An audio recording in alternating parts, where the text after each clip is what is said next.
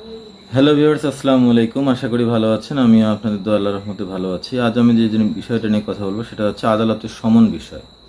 আসলে সমনটা কি এবং সমনটা কখন এবং কার প্রতি এটা জারি করা হয়।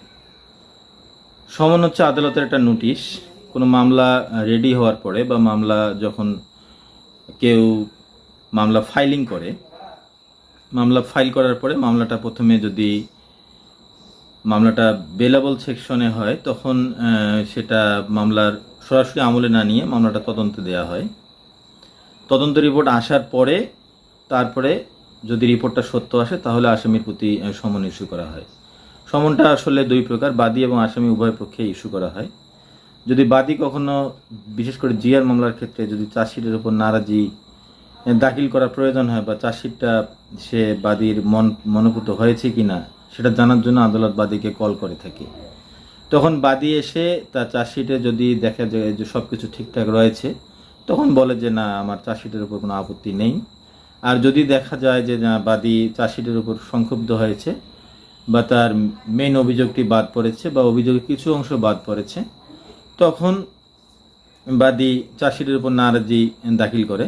এজন্য চার্জশিট গ্রহণ বিষয় শুনানির ক্ষেত্রে জিআর মামলার ক্ষেত্রে বা জিআর মামলা বলতে যারা পুলিশ ফাইলের ক্ষেত্রে বাদীকে সমন দেওয়া হয়।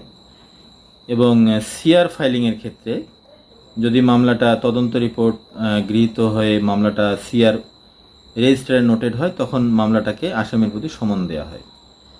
এখন সমন বাদী এবং আসামি উভয়ে সমন পেয়ে থাকে।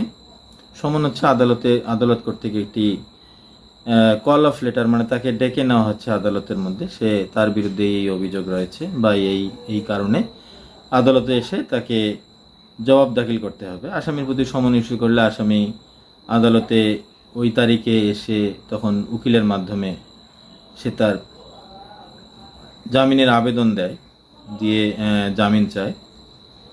আর যদি বাদীর প্রতি সমন ইস্যু করা হয় তখন বাদী এসে তার মামলার বিষয়ে হাজিরা দাখিল করে এবং তার কি বিষয় তাকে ডাকা হচ্ছে সেই বিষয়ে বাদী তার জবাব দাখিল করবে তার সংশ্লিষ্ট লয়ারের মাধ্যমে, অথবা বাদী নিজেই ডকে এসে দাঁড়িয়ে আদালতকে বলতে পারে তার কথাগুলো। এই সমন হচ্ছে বাদী, এবং এটা আমি ক্রিমিনাল মামলার ক্ষেত্রে বললাম। ফৌজদারি মামলা, এক কথায় যেটা চিফ জুডিশিয়াল ম্যাজিস্ট্রেট কোর্টে যে মামলাগুলো হয়ে থাকে ফৌজদারি মামলার ক্ষেত্রে সমনের বিষয়টা বললাম। সমন আবার সিভিল কোর্টে আছে, ওটার বিষয় নিয়ে পরে আরেকদিন আরেকটি ভিডিও করব।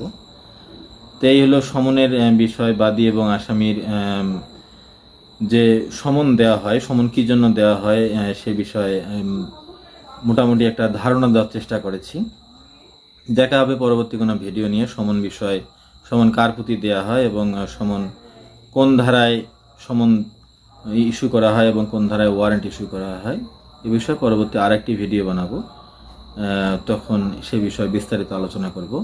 আজ সমন বিষয় এ পর্যন্তই। ভিডিওটি ভালো লাগলে লাইক দিন এবং শেয়ার করে বন্ধুদের জানার সুযোগ করে দিন। দেখা হবে পরবর্তী কোনো ভিডিও নিয়ে। সে পর্যন্ত সুস্থ থাকুন, সুন্দর থাকুন। আল্লাহ হাফেজ।